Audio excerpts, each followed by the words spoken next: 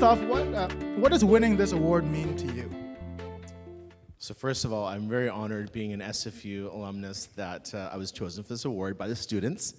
Thank you very much. I didn't think I qualified for this because when I met all these lovely young students here today, I wouldn't have been one of you guys early on. I wouldn't have been invited to this party, and I certainly didn't belong to Bass or do any of the cool things that you guys are doing. So, wow, I'm very impressed sitting here having met you guys. So I'm just honored. And last year, my buddy Ryan Beedie won the awards. So I told Ryan, I said, you know, now we're part of the club. So thank you. There you go. So why don't we bring us back to your school days? All right. My kids are here, so just close your ears for a moment because you don't want to hear. You don't want to hear. All right, your family's here too. How bad Daddy was. So I graduated from Van Tech in East Van in '88 and went to UBC Sciences because my parents wanted me to be a doctor and I wanted to be a marine biologist because I love fish. This is true. After 1 year at UBC, I was involuntarily asked to leave because I spent most of my time playing Big Two in the library. Awesome. Made a lot of money. And playing video games in the arcade. Neither of which contributed to a positive first year at UBC. My dad, basically, who's an academic, said, I'm just so disappointed in you, you're kind of a failure. And it hit me so hard because I said, no, Dad, if I tried, I'm sure I could get all A's. And he said, no, you couldn't. And he meant it.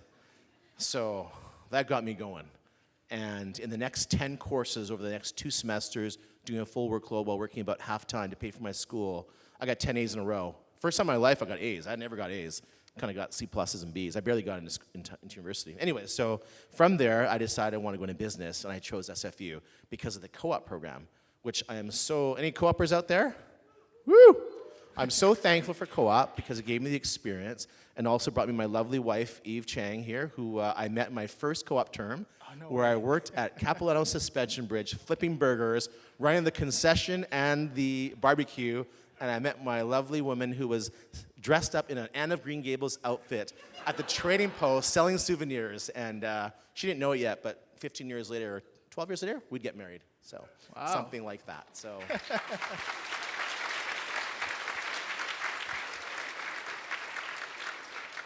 Thank you, SFU Co-op.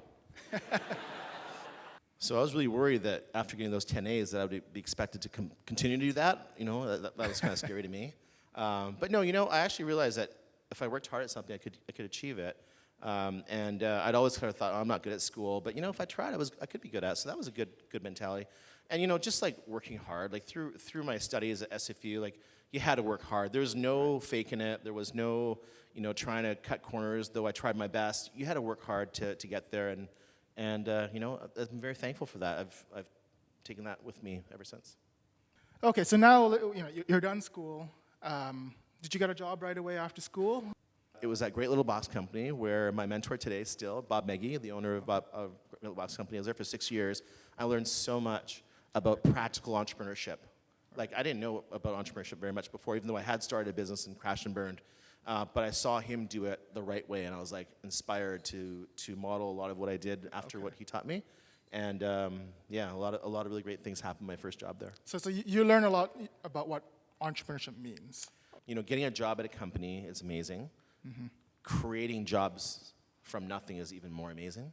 And entrepreneurship for me is just a journey. It's actually a lot of self-awareness, self-expression, continuous learning, never being satisfied of where you're at, and then working with people, amazing people, and interacting, and you know, creating something that wasn't there before is one of the biggest turn-ons about being an entrepreneur, and controlling and being, you know, free by controlling what you choose to do when you want to do it under your terms. So. Right. So you mentioned earlier that you did start a business previous to Vega. You said it crashed and burned. Could you tell us a little bit more about that and even lessons learned and what you took from that? Yeah, I know for sure. I called it my MBA because I didn't get an MBA, but I got a real life one. Myself and 2 friends started a computer business where we were importing laptop shells from Taiwan and then building them here with local parts and then selling them, knocking on doors and selling them to realtors, insurance agents, whoever used laptops for sales, typically. And it went really well at first, but we really had a lot of quality problems, and then we didn't have enough cash flow to properly finance the orders. Then we'd have people get upset because we couldn't fulfill their orders. Then we had people want to return things, we couldn't fix them. Anyways, over a period of about a year, we were out of business just as fast as we were in business. What are your thoughts on starting a business as a student, and how would you go about in doing that, do you even recommend it?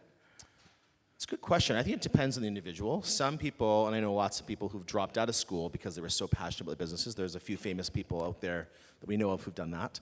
So power to them. I think that's fantastic. I think that I wouldn't change anything because I felt I learned so much from doing it, and I just really wanted to. But it really depends on how ready you think you are. I think sometimes in technology or things that are very fast moving and you're on the cutting edge, maybe you might have to do that sometimes.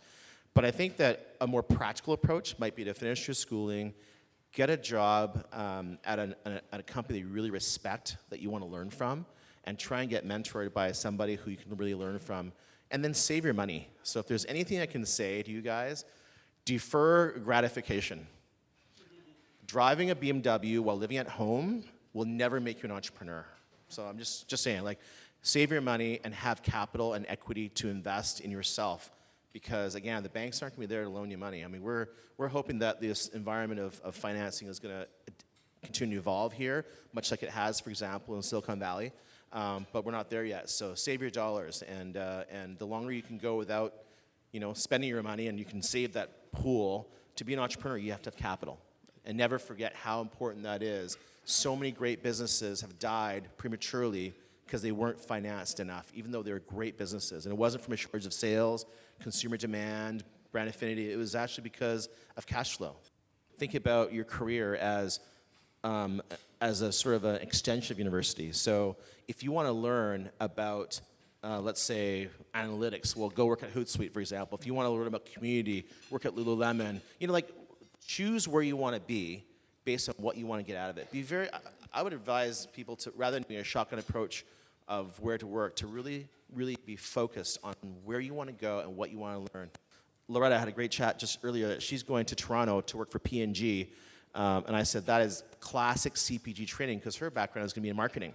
So if you're going to work in marketing, no better background than CPG, consumer packaged goods, and Procter & Gamble is like the world's biggest and best. So great background to build upon. And so be thoughtful and purposeful about where you want to go, and it'll take you so much further. And then when you get there, work your ass off. Be the first one in, last one to leave, join everything, and try and, without sucking up, try and make yourself relevant and known to people, not just your boss, but your boss's boss's boss's boss, even better, the CEO, and get known. Because I think that's where you make the difference. Don't just be part of the pack. So you did mention these mentors. So you had a mentor out of school, you mentioned your first job. Who are these mentors in your life, and how did you cultivate these relationships? From a business perspective, it's Bob Meggy, who was the president of Great Little Box Company, my first job. So I inherited that from him owning the company. So that was simpler. But I would say there are many mentors in my life, many of which came from peers. And I'm a huge believer in peer mentoring. What you guys do at BAS, that's peer mentoring. I've been a member of TEC. You guys have heard of TEC? And YPO. Collectively, TEC for 10 years, YPO for the last 5 years. So for the last 15 years, I've had a forum group of 8 to 10 people that are my colleagues to learn from one another.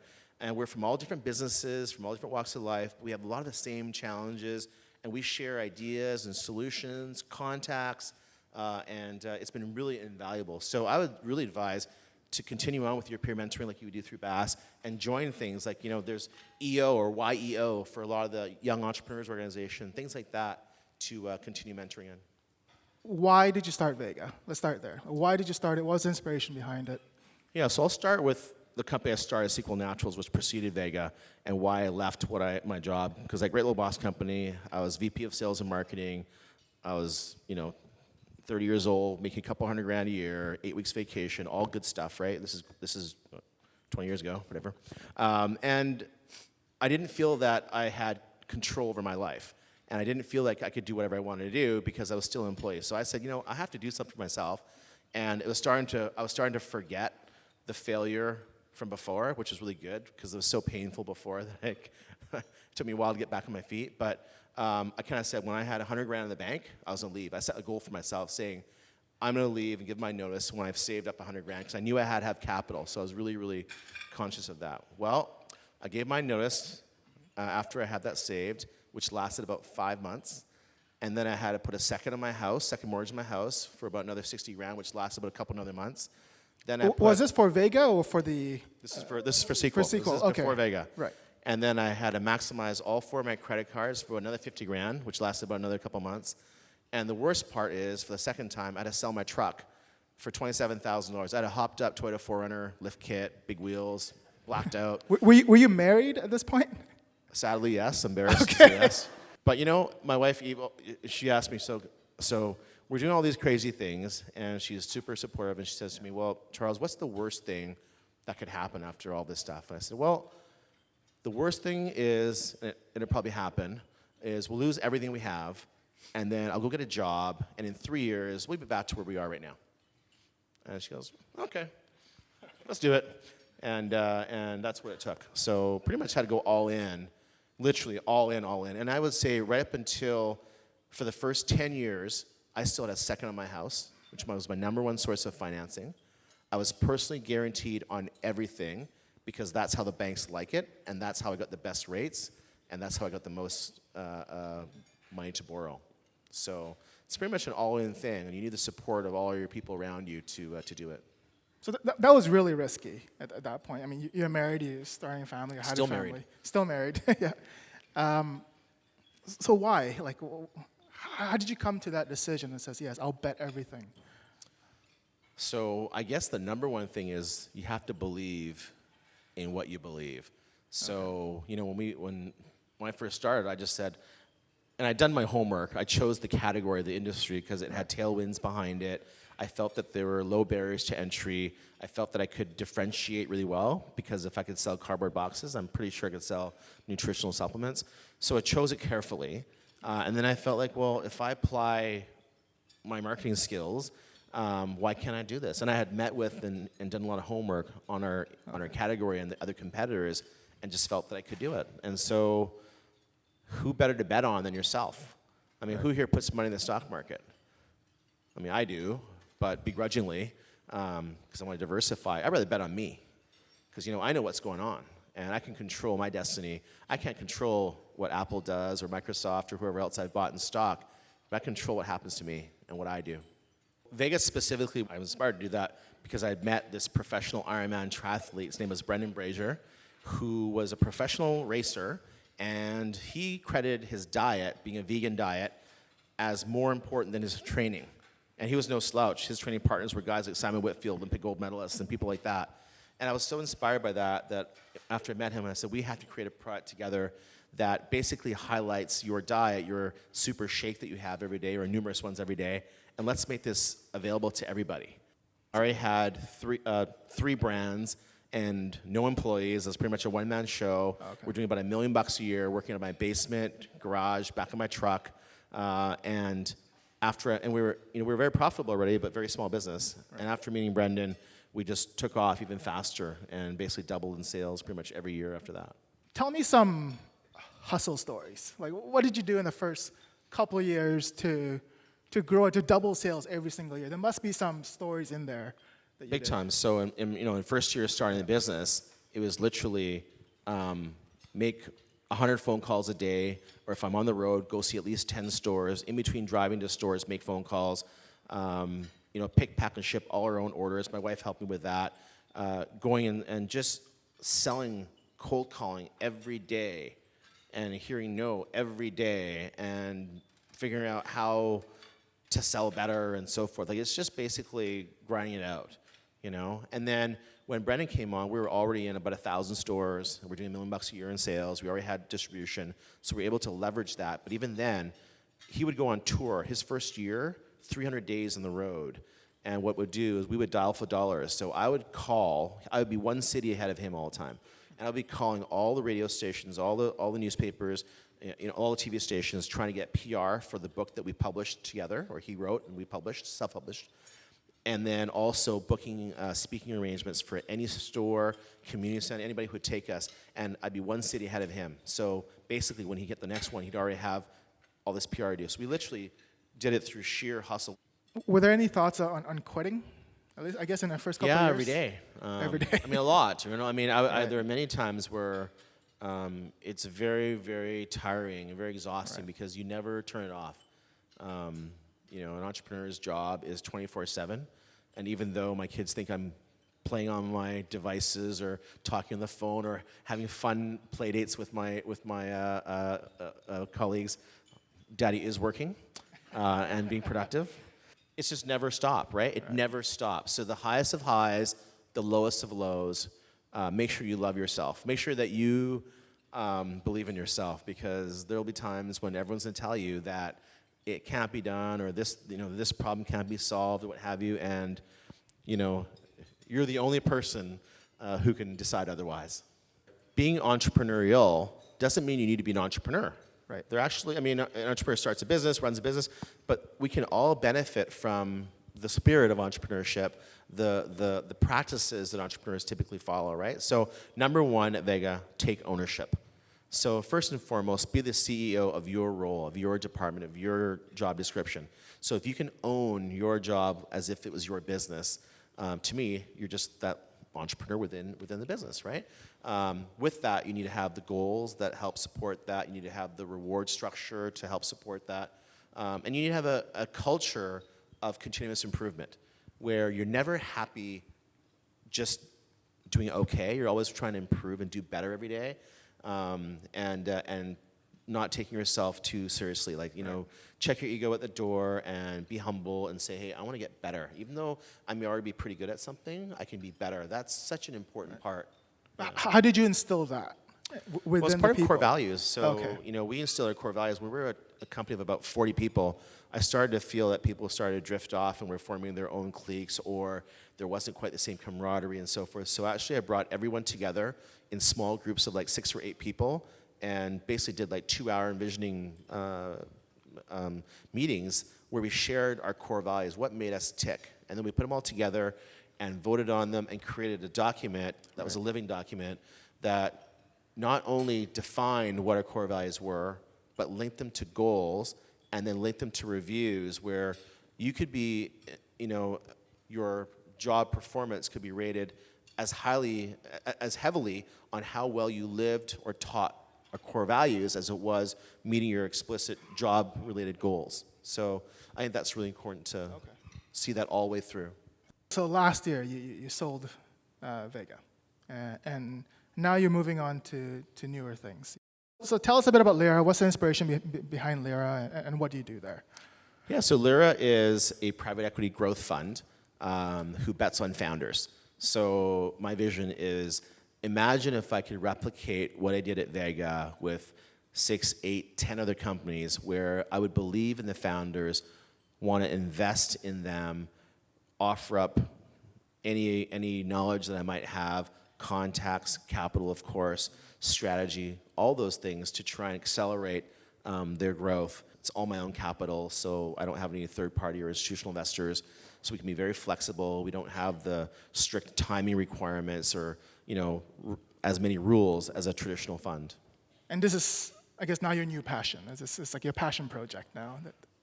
Everything I do is passion. Everything. So I kind of feel like when I finished Vega on August 1st and I started Lyra on August 2nd, I was kind of like, I just want to continue on doing what I was doing, but earlier stage, because Vega was already at a point. I mean, it's very important to know yourself. I mean, Vega was at a stage where there are better people out there to run it than me. Right. And I was very aware of that. Whereas at the earlier stages, I kind of feel like I'm the best person to do this. Right, so. right. What would you say are the most important takeaways from your journey? And we'll kind of leave it there. The best advice my dad ever gave me, and then something that my oldest daughter engraved on her pillow, is know thyself. Some smart guy from Greece said that term, know thyself. And that's the only message my dad left for me when he went back home. And so being really self-aware, knowing what you want to do, what you want to achieve, where you want to go, and believing in yourself is probably number one. Number two, I think that being able to take responsibility and accountability for everything that you do, good or bad, is another thing that is super hard. And then number 3, I think just being very purposeful about what you want to do, be it your next job, your career, everything. Be very purposeful. Don't let things happen to you by accident. Live it on purpose. Figure out what it is that's going to get you where you want to go. Hope that's helpful. Perfect. Well, thank you, Charles. Appreciate Thanks, it. man.